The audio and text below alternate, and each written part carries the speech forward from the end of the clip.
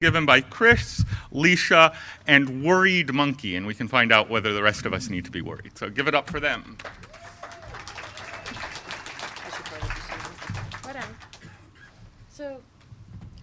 Good morning, everyone. We don't quite, do we have audio? We do. Yep. I can hear Okay, us. perfect. So good morning, goedemorgen, for anybody watching from the Netherlands. You might have noticed that our network, if you've gone to Google, we're on Google Netherlands. And we thought that this might be just because we had the stroopwafels, but in fact it's because the knock here is funny. Anyway. Yes. So, you've got the clicker. I have the clicker. You have the clicker. Click. So, I'm Chris Kubecka, and I like to call myself a fun-loving hacker because that's what I do. I like to have fun hacking. I also advise the UK government and the US government on protection of critical national infrastructure, so keeping the lights on, keeping the water going, keeping your public transport, your nuclear facilities up and running in case somebody very, very naughty wants to attack your country. However, part of that is making sure that the rest of the things work. That's why we're going to be discussing water. And I'm Lisha Sterling, and I'm a very grumpy humanitarian hacker. I'm the executive director of Geeks Without Bounds. So Geeks Without Bounds supports humanitarian open source technology, software, hardware, any kind of technology actually that will help a humanitarian issue: water, energy, medical, democratic engagement, disaster response, you name it. We run hackathons, and in 2015 we became the global caretakers for the Random Hacks of Kindness community. And so we run rock events, the big global events every June and December, as well as lots of other subject-specific events throughout the year. And then we have an accelerator program that helps take the most promising projects out of those and helps them figure out how to become sustainable and deployable. And we go out into the field and make sure that things really work so that we're not being a bunch of stupid engineers just attempting to fix problems based on our fantasies of what's going on. So that's us. Oh, by the way, she didn't say this, but she's also on the board of directors of Geeks Without Bounds. So technically, she's my boss. I know. Woe world. is me. So, water projects in low-resource countries. So, I can't actually see any of you with the lights in my eyes, but who here has donated money to help bring clean water to an African village? Yeah, a few people. And who has bought one of those charity waters like Ethos Water at I see some hands. Yeah, I see a few hands. Yeah, so let me tell you, some of those charities are actually fantastic charities, and they are doing really important work. But what happens with that money is that money goes to drill brand new wells, to set up brand new plumbing, to bring water into either like a public square or into a schoolyard. And it's not like water going to the kitchen or water going to the bathroom. It's water going to a public water point, which might be one of those, hand pump things, or it might be a spigot. You'll see a picture of one of these in a little bit. But these are public water points. Now, here's the bad news, which I think is on the next one. Yep. So within 2 years, most of those water systems that have been set up will be broken. And once one of those water points is broken, it will take an average of 4 years to fix. 4 years to get a public water point. Within Tanzania, at this moment, 60% of all public water points in the country are non-functional. They may be non-functional because they don't have a handle. They may be non-functional because somebody has destroyed the pipe further down the line. There are a number of reasons why it might be non-functional. But there is no money to fix things. This is the world of international aid. There's money to do new things, for new developments, for innovations, but there is no money for maintenance. In fact, the project that Geese Without Bounds is involved with in Tanzania got its grant to work on water infrastructure maintenance by calling it an innovation in water infrastructure maintenance. All right, so getting water to Tanzania. As you can see, there's a water point that's up in the Upper right. your right-hand corner. Sorry, I don't even know my right and my left because I'm dyslexic under normal circumstances. But anyway, so that water point, I don't know how well you can tell, but it's a non-functional water point. That is in front of a city hall. It should be the place where people can get their clean water, but there's no handle to turn it on. Now, directly behind that building, that city hall building, there's this field. And the larger picture that you see on your left is some children going to what amounts to a small pond behind City Hall that has water. This was during the rainy season, so that pond has water. In the dry season, it will not have water, so the children will have to walk even farther to get water. The pond is not a clean, protected water source. And it has sediment in it, it has bacteria in it, God knows what else it has in it. I didn't personally test it while I was there. But I'd like to tell you just a little story that happened at one of the workshops that I was at. In fact, this was a workshop that happened at that town, but it is not a story about that town. So we had a workshop to teach people how to use this new system that was developed at one of our hackathons called Taarifa. Taarifa. And the idea behind this is that a citizen has a cell phone. Everybody has cell phones. They use cell phones for their banking, for paying for things. So if you see a broken water point like that one up there, you can send a message using USSD, which is basically the same protocol that WAP goes over. You send a message and you say, this water point is broken. It says, which water point is broken? And it gives you options, and then you pick the number for the water point, and then it says, how is it broken? Is it muddy water? Is it not working at all? What's the thing? So you answer the questions, and then after this little session that goes back and forth, it says, thank you very much for your report, yay, and then that goes into a database system that allows the community organized water service organizations and the district water engineers to see what's happening, what's broken, what's fixed. They can send people out, they can track how long it takes to get things fixed. So we were having this workshop to teach the people how to use this tool. And we had a lull in the workshop, so I asked for stories. What happens when your water point is broken?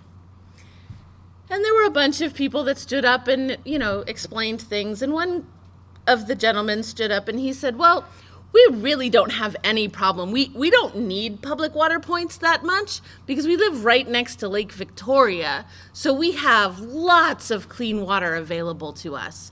The only problem is that every so often somebody gets eaten by a crocodile. Every so often, We don't need a public water point.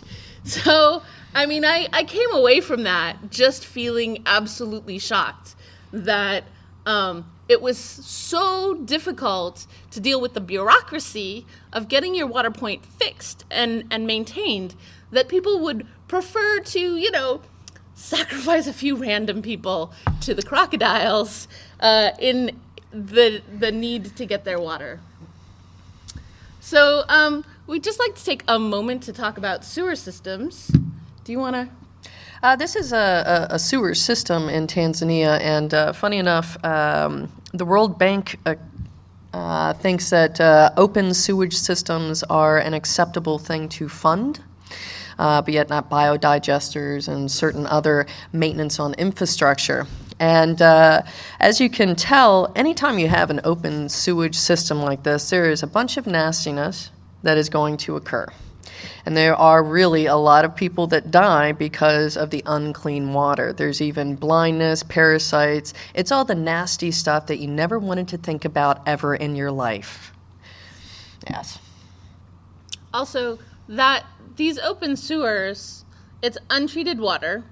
It goes back into river systems that then goes back into the water that people are picking up, right? So remember, the 60% of people who should have access to clean water who don't, plus all of the people who just don't have access to clean water, they're going to get their water from whatever water source is handy. If there's a river and the water doesn't look absolutely disgusting, they're getting that water.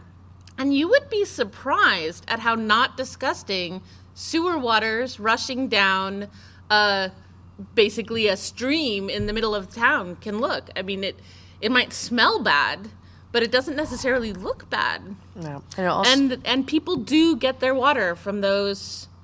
Yeah. It also enters the agriculture and also the food supply hitting that, and if they fish or anything like that. So it just spreads the pain around. So luckily this is only a problem in Africa, right? Absolutely. Only a problem in Africa. Would never happen in a developed nation like the United States. Definitely not in New York. Definitely not New York. No. Mm-mm. So where were those pictures taken? Oh, those pictures? Yeah. Okay, so the one on their left, that's Zanzibar. And that's actually rainwater right after a rainstorm, and there was this little boy dancing in the puddles. But the one on your right, that's New York. It kind of looks like an open sewer system in Tanzania. Yes, it does, with mysterious contents that you don't want to step in. Yes.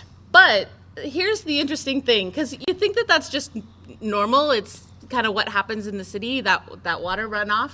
What happens to that water? That water, when it's actually collected for the runoff, actually gets put back into the water supply so that it can then be filtered out with reservoir water and also river water, or wherever the New York water supply gets it. They actually have several reservoirs, but it actually gets fed back into the water system. So you're eventually, if you are drinking anything from back there, or any of the water in the water fountains, or taking a shower, that will eventually end up back into the water system while you're staying in this wonderful, lovely city of New York. So I think some of you may have heard the news about Flint, Michigan. And Flint, Michigan is a very interesting one because, believe it or not, it's not a unique situation in the United States. However, it's just one circumstance where it's really been picked up on the news because it is just such a horrendous situation. Basically, to save some money, the municipality decided they were going to switch the water supply from Lake Huron to the Flint River.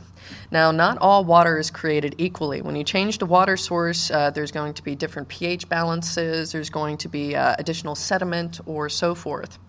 Now, one of the problems that compounds this is the United States decided to keep lead legal until the 1970s, while the rest of the world in the 1920s said this is a dangerous material.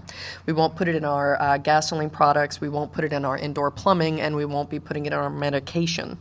But the U.S., for commercial reasons or corruption, decided to keep it legal, including in paint and gasoline and indoor plumbing until the early 1970s. Now, when you send unconditioned water through pipes that can have lead, you have to actually add some chemicals so that the lead does not get leached from the pipes. Well, when they switched the water source, they decided not to bother with that additional water conditioning to further save some more money. And unfortunately, you cannot get rid of lead out of your body. It's a heavy metal, and it's very difficult. And, if you live in a poor neighborhood and can't afford lovely, expensive bottled water, which, by the way, usually is not tested in the United States, you are stuck with mysterious water of unknown dubious quality. To tell you how unknown and dubious it is, Flint, Michigan, with their required water report, still does not list the lead issue officially, even as of last year. So this is an actually important thing to note. We have some major corruption and trust issues in the United States. And when people get upset about anti-science folk in general, or even conspiracy theorist folk in general, I always kind of feel like I have to stop them, because I actually have a lot of compassion for the most bizarre conspiracy theorists and the most anti-science people. Not that I agree with them, but that I have compassion for them, because there are so many cases where people who know better are lying to the public. So if you know you've been lied to, not once but several times, why the hell would you keep trusting these people who are saying things you don't understand, right? So Flint is not even still in their public reports not talking about the lead, even though it's totally public knowledge now. Yeah. So what about the small town that I live in eastern Washington, where we've had weird situations with everybody on a single street getting breast cancer in the same year, and we had 3 babies born with encephalitis in the course of a year and a half. What is going on with our water? Who knows? Because the reports say they're perfect. I won't drink that stuff. Yeah. So it was known pretty early on after the switch from the water sources that General Motors complained and said, what's going on with the water, because it's actually corroding our metal parts in our factory. So even though they were trying to save money, the municipality, they gave GM a free gift of $400,000 for a super-duper water filtration system as a gift, remember, just for General Motors. Now, a local hospital had raised concerns because they had several patients die of something called Legionella. It's a form of pneumonia. And they had complained to the city and said, we think that there might be something wrong with the water.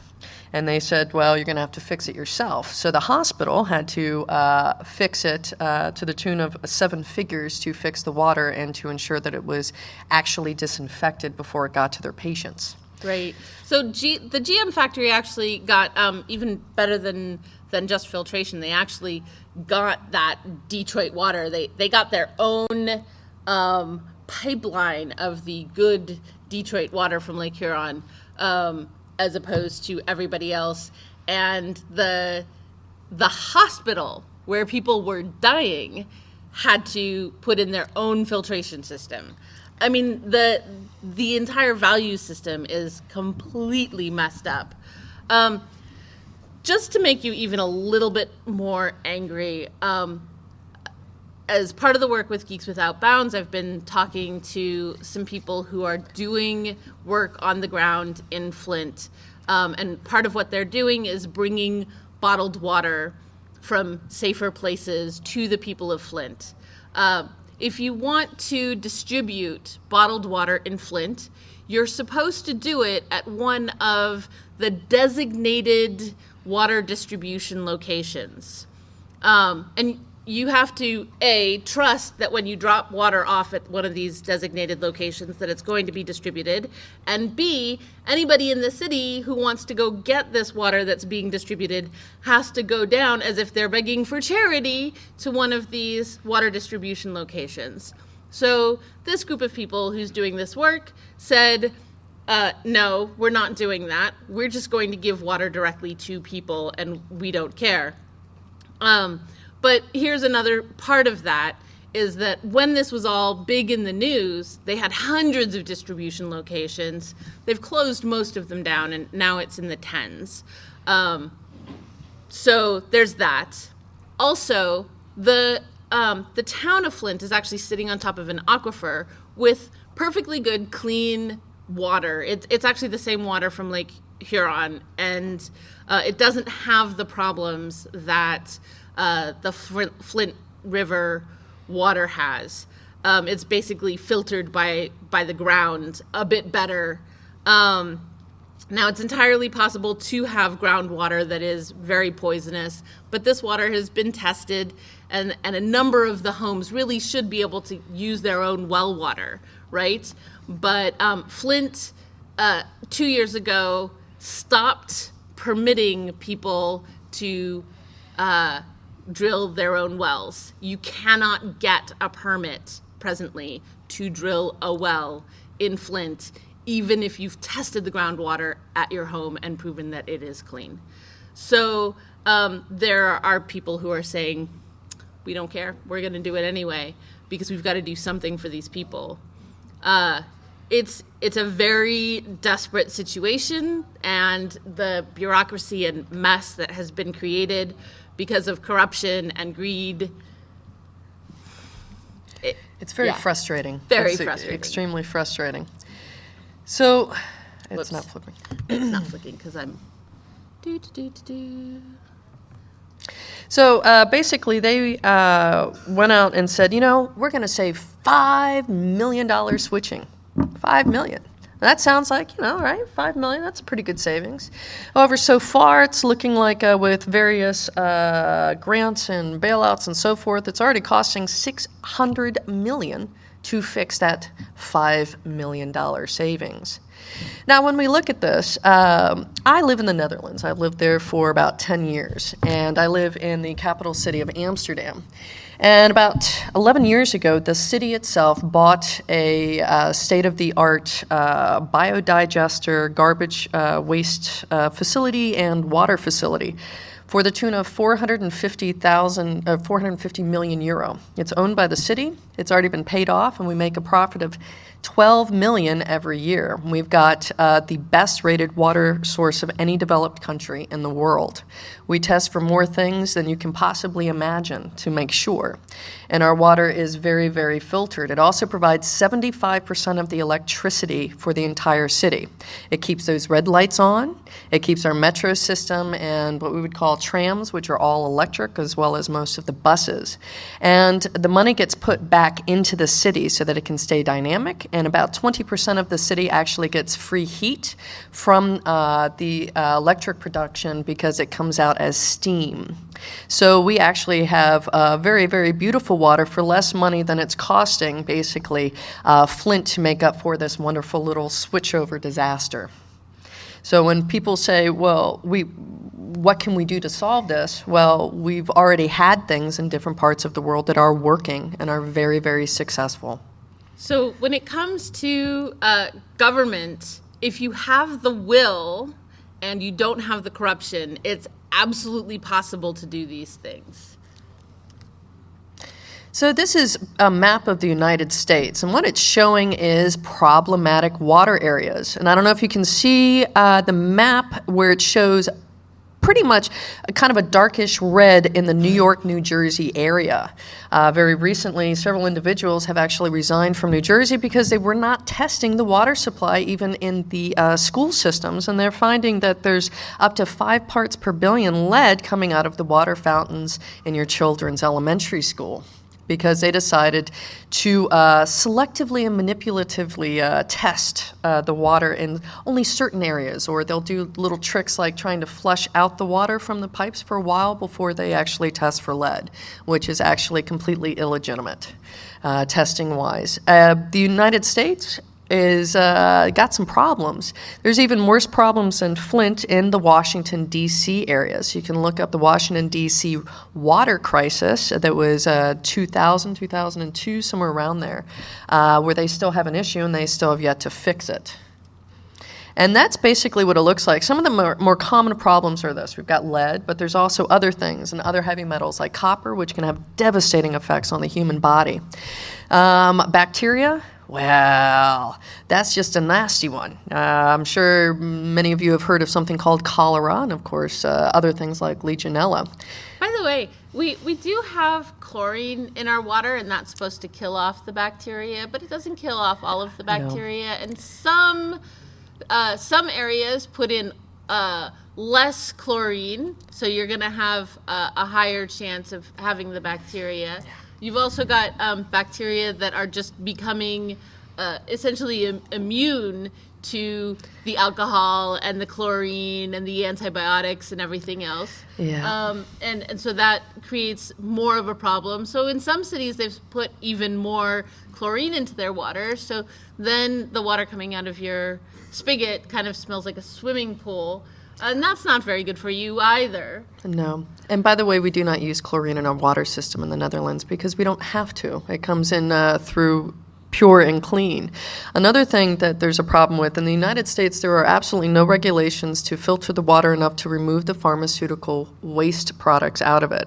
So when you take chemotherapy drugs, it can actually still stay in your body for up to 10 years. So you're still peeing out some of those chemo drugs, as well as birth control or cocaine or ecstasy or whatever, because there's no federal requirement to filter the water out that much. It ends back up into your water system. In Washington State, they've been testing the fish in the Columbia River, and they're finding cocaine, they're finding chemo drugs, they're finding all sorts of interesting drugs. So many of these drugs that we take don't actually get metabolized by our body, so it's just going straight into the water system, and then after it's treated by our sewer systems, incompletely, it's going straight into the fish. So it's not only just the water that you're drinking. If you're eating fish, or especially even worse, shellfish, you're getting all of those contaminants again. Oh, and how about the fruits and vegetables and where the water comes from that actually irrigates those? It's the same sources going back into your food supply, which is a bit of a shame. Yeah, so, what you end up with is these pretty rivers. It looks so clean, right? No, fuck that. So this is close to where I live. I don't expect you to read all of it. I put this is up on the web. I'll give you the address for it at the very end. But you can look up the link to this. The Snake River in Washington and Idaho is the source for industrial water, the source for agricultural water, and the source for drinking water for a pretty large population, mostly rural, but even those of us who live in rural areas, we're human and we count too. And our water is horribly poisoned by industrial runoff, by the agricultural runoff, from the poop from the cows in the feedlots. It's pretty awful. So yeah, that sucks. What do we do about it? We've got to do something about it because all of us need water. It's one of those things. And so that's why we're here, because we hack all the things. Yes, so we have water hackathons that are actually coming up. So this is super exciting to me. I just want to give like a short tangent. So the Random Hacks of Kindness community is this global community. It was started by other people. I had nothing to do with it when it first started. There was a consortium of organizations: NASA, World Bank, Google. Who else was involved with it right at the beginning? Microsoft was involved with it in the beginning, and there was another organization called Second Muse that was the global coordinator for this, and all these companies were funding it, and there were events every June and every December, and it was great. And then I guess the companies kind of got bored, whatever. They stopped funding it. Second Muse said, we're, a for-profit company. We can't really do something without money coming in. That we have no contract. We're not doing this anymore. So they just went, okay, somebody else has to take this over. So in October of 2014, I said, well, Geeks Without Bounds runs hackathons, and we've probably run more nonprofit hackathons than anybody else on the planet. Why don't we take it over? And they said, great, you do that. So we inherited ROC Global Coordination with no budget and literally a database and some files and a broken website, and here, go do it. But on the plus side, we had this amazing global community that already existed. And the Indian community, in particular, stepped up in a massive way. And the one of the founders of Rock India, Chinmayi SK, she actually came on board with Geeks Without Bounds to become the global coordinator for Rock, and works with Rock Australia and Rock Africa and all of the different cities throughout Europe and the United States in order to coordinate both the global days and specific subject events. And she asked me to come to India to run a gender-based violence hackathon, or rather a hackathon against gender-based violence in India. Not the other way, really. Right. Not the other way. Yeah. Woo. So she invited me to come to India, and this program was funded by the U.S. State Department, and we thought we were going to run this in Kolkata, but the U.S. consulate in Kolkata said, no, we want to run this in rural India. We're going to run this in Ranchi.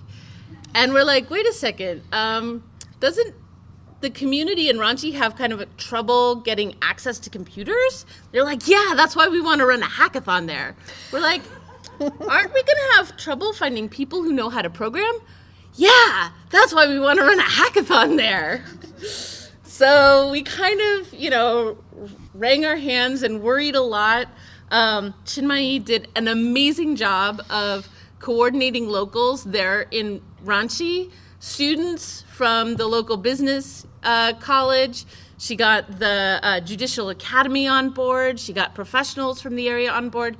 She got people from charities, from NGOs that deal with gender-based violence and with youth issues from around India. She brought them to Ranchi, and she also managed to get volunteers who were professional programmers or college students in areas that had much more access to actually travel all the way to Ranchi to take part, to serve as participants, as mentors, as subject matter experts.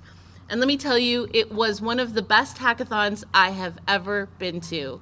Hands down. It was frickin' amazing. So we go away, and a couple weeks after I leave Ranchi, they say, we want to have a rock community here. We want to do global events, global weekend events here. And we said, great, have at it.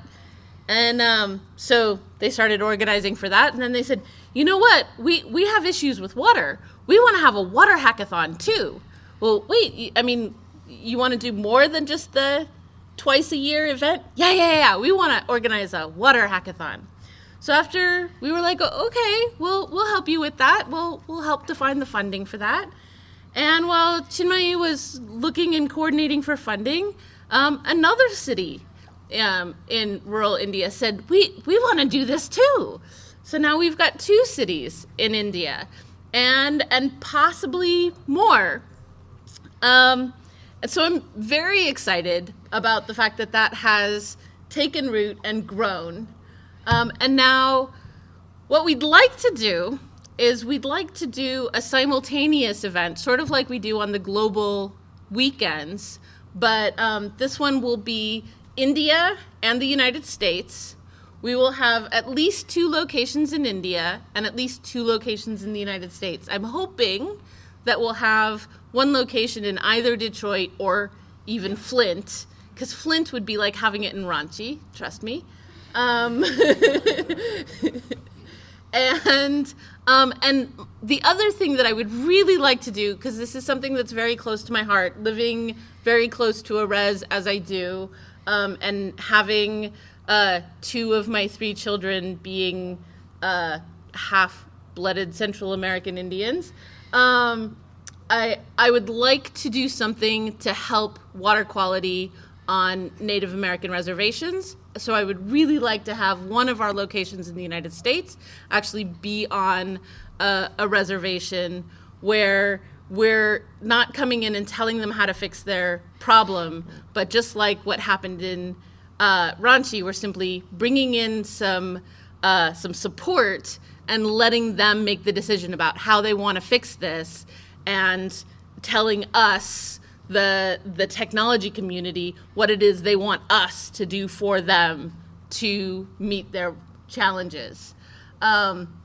So as you see, this is sort of the new, it's not really a tagline, it's sort of a motto above and beyond the ROC tagline, which is collaboration is greater than competition. When we run hackathons, it's not about who can make the flashiest thing. It's not about who makes the, like, oh yeah, you want to make the judges really happy so that you can get whatever the big prize is. This is a charity event that you're doing for the point of solving real issues, and it's not about whether you win or lose. It's about whether, as a group, we're able to actually come up with things that will help humans or help the environment or help whatever we need to help. So that's what this is about. And I can't see the bottom one over there. Can you Our see that one? hackathon model. Oh yeah, that's what I just told you about. Whew, that's good that I covered everything on the screen. And this is also important beyond the hackathon. So if you are familiar with hackathons, you probably know that most things that are developed at hackathons die at hackathons. They might actually get a little bit of work a few weeks after the hackathon, but the vast majority of things that get invented or prototyped at a hackathon end there. But part of our model for hackathons is that we make sure that the most promising projects have support to become sustainable organizations. We also make sure that projects that already exist that fit these humanitarian ideals can go from one hackathon to another as a way to gain volunteer time from strangers, right? People who don't know about your project yet. And that helps to grow your volunteer base and grow your open source community. And it also helps to inject new thinking. So our project acceleration includes a curriculum that covers sustainability. What kind of an organization are you going to be? Are you going to be for-profit, non-profit? Can you be collaborative? Can you be a co-op?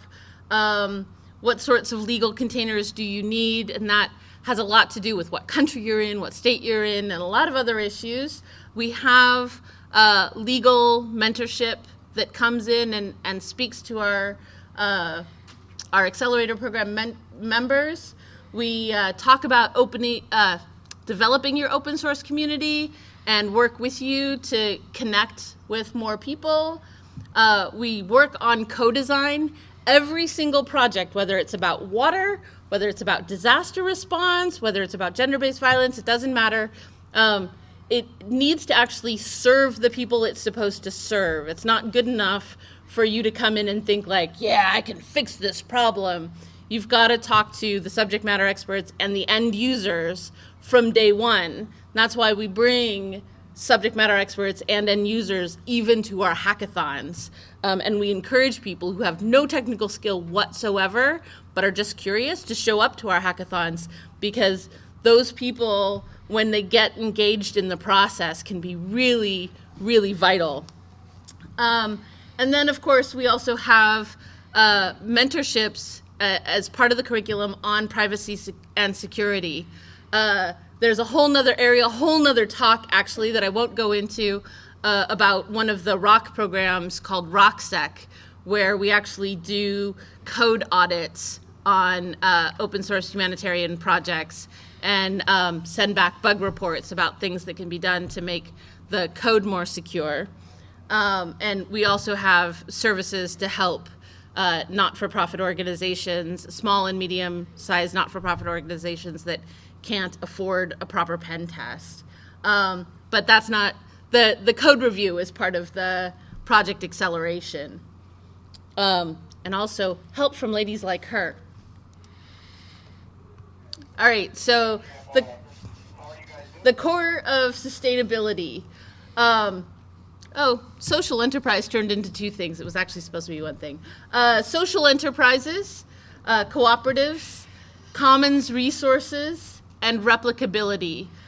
your project is not sustainable if you have a patent or closed source, and when you get bored with it, it dies. Or you sustainable at all. personally run out of money, and somebody else can't pick it up. Or you can only do this in the United States. Nobody else can do it anywhere else because you're holding on to the IP. None of those things is really sustainable in the long term, because there's all sorts of things that can stop you from moving forward. And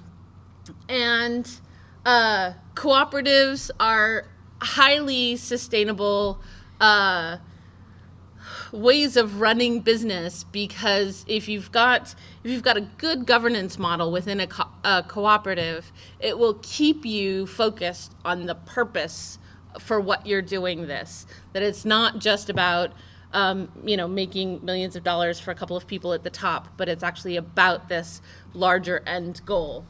And replicability is really important, because if I solve a problem in Flint, I'd like to be able to take that resource and replicate it in, say, Coeur d'Alene, Idaho, or replicate that in Everglades City, Florida. yes, Anywhere. or Coban, Guatemala. They're about the So- same water systems. Yeah. Yeah. I'd like to remind you that in our current version of capitalism, money values money.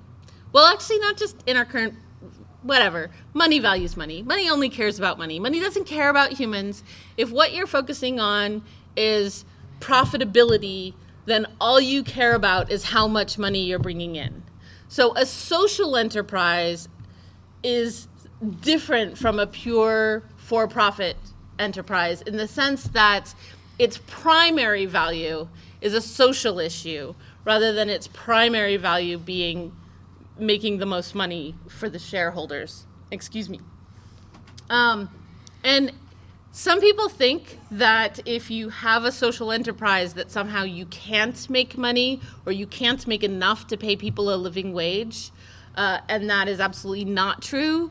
And a good social enterprise or a good co-op or whatever the peer-to-peer model or whatever you have, a good organization that's going to be sustainable must pay a decent wage to all of the people that are working on it, because if you're not, then you're sacrificing people. Don't sacrifice people. That's just creating more problems. All right. So what we've accomplished so far, specifically in water. Now, actually, these are all things that we've touched within the last 2 years since I became executive director. I actually became executive director of Geeks Without Bounds a couple of weeks before the last Hope. And I was here at the last Hope with the previous executive director, Willow Brew. So Willow actually worked on some additional projects, but she's taken those projects on with her. So here I'm focusing specifically on the projects that we've continued to be involved with over the last 2 years. Tarifa, I was telling you about earlier, that started at a water hackathon that Willow Brew ran as part of Geeks Without Bounds back in 2010 in London. 3 months after its first prototype version at that hackathon, it was running the water system for Uganda. And it ran the water system for Uganda for 2 years. Then we went back to the drawing board. We did a bunch of new things, and it was first deployed in Tanzania under the same group of people that launched it at that hackathon. There's also another fork that's being used in Ghana.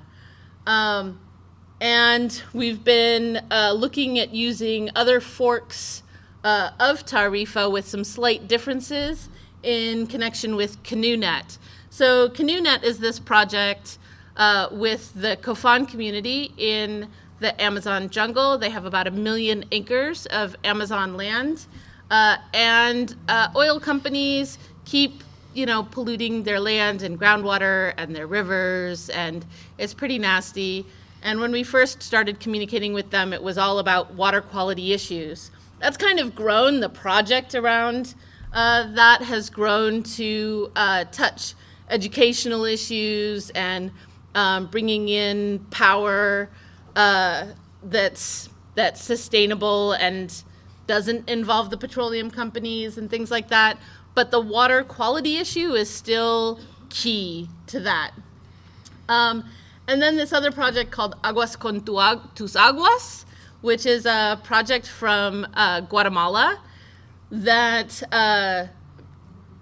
basically it has two pieces. One is a piece that allows the public to test water themselves with these testing kits and then track what the quality of the water where they are is. And the other piece of it is sort of a water education piece that tells the general community, this is what's going on with your water. Maybe this water that you didn't trust is much cleaner than you thought, and maybe this water that you did trust is much worse than you thought. So that's a really neat project. I think that each of these projects inform each other and have a lot to bring to the table in terms of helping us think about some of these other problems that we've been talking about today. But I think that we can do a whole lot more. So what do we want to do now? Take over the world, of course.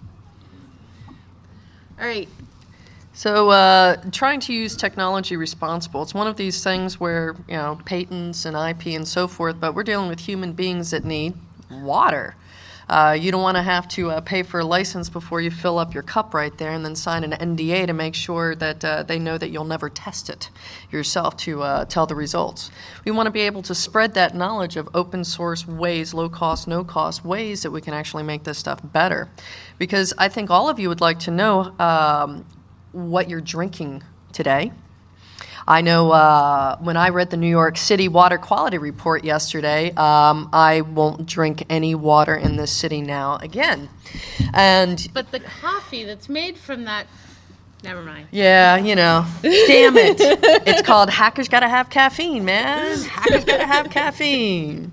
And if we know that there are problems, we can do something about it, and we can pressure our local governments to say, listen, why aren't we testing for, materials that are used for uranium enrichment? We can get things changed, but we need to know about it. And by the way, one last thing to add, if you are ever curious about your water quality, either from your local government or if you have well water, it only costs about $30 to pick up what's called a water safe kit, which will test lead, copper, nitrates, bacteria, and a couple of other key things so that you can take that information and go, hey, do I need to buy a filter, or is it time to take that job someplace else? So I know this is probably the wrong audience to be giving our Facebook to, but yeah, we do have Facebook, and we're also on Twitter, as you can see. If you'd like to get involved, we have a lot of volunteering opportunities. We've got longer-term volunteer opportunities. Internships can be anywhere from a summer to a year long. Because of our ethics, although we generally start people as interns, as unpaid interns for the first couple of months, we work with you right from the start to try to figure out how to fund you after that.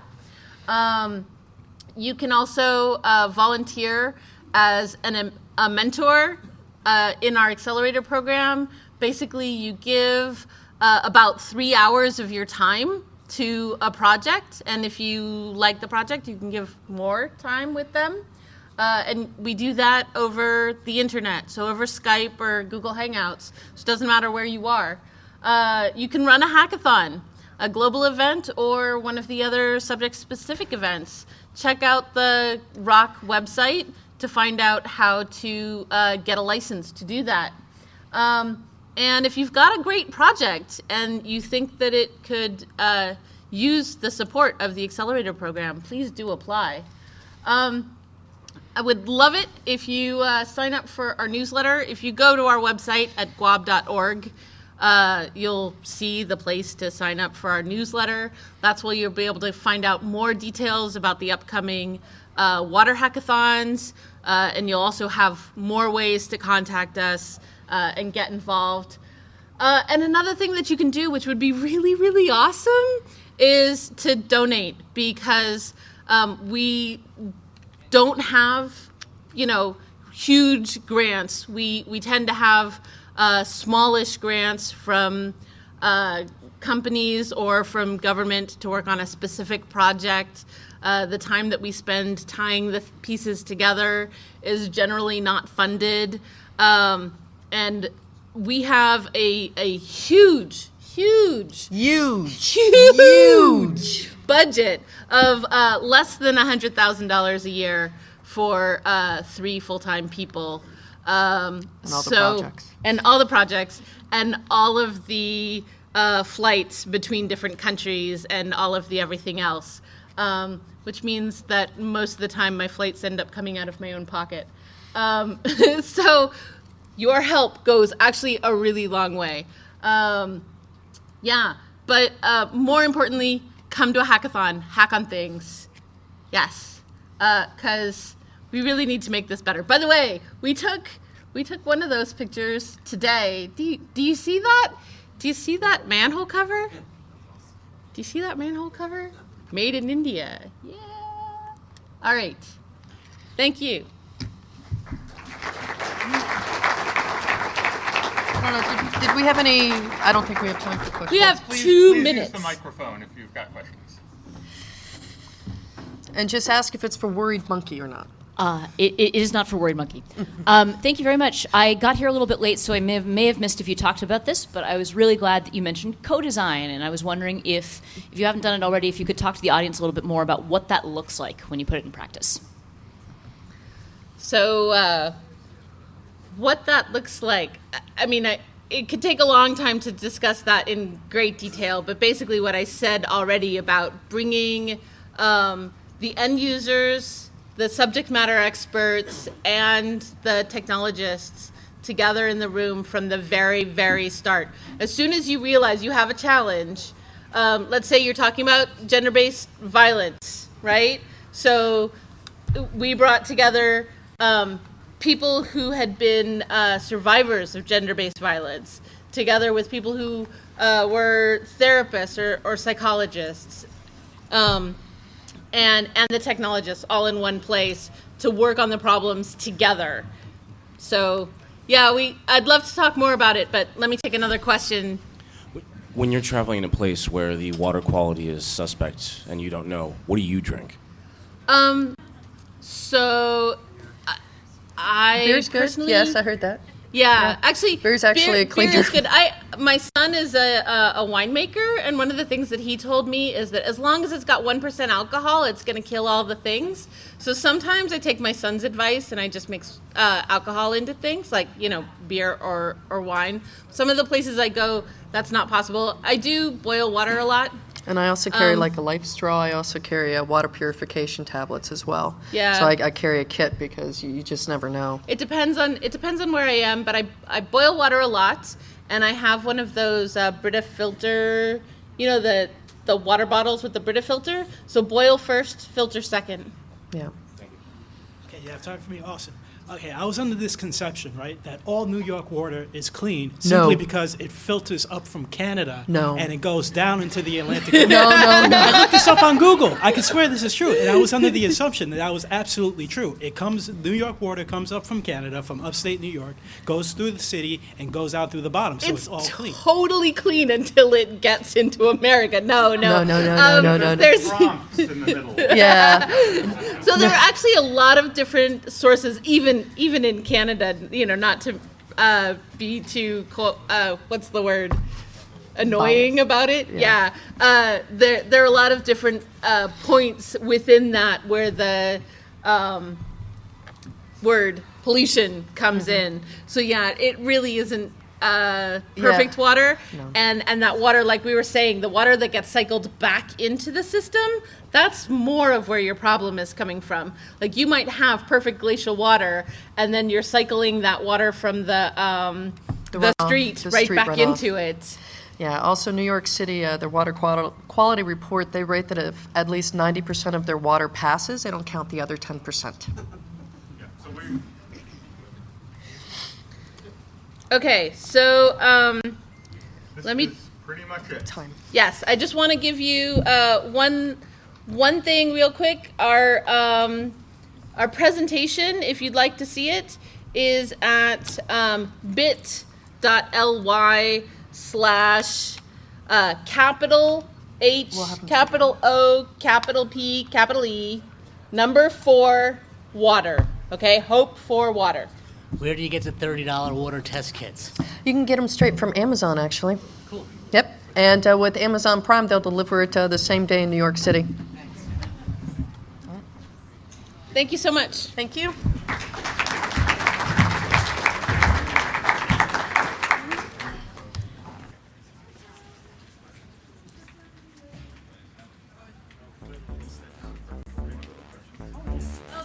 Anybody who would like to ask more questions? Yeah, we'll be like right out here. Yeah, we'll go out there. And by the way, we've got t-shirts. We got swag. Yeah. So we won the International Space Out this year, and very excited about that. One of our coolest ones. And so I've got these International Space Out Challenge and Bob and Rock t-shirts. So we got swag and our happy sack. And I got tons of stickers.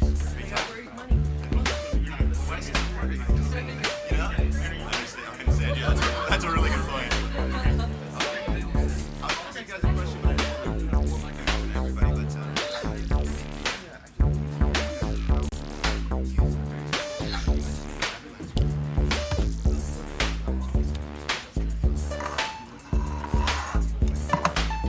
These guys are our accelerator program, of course. Yeah.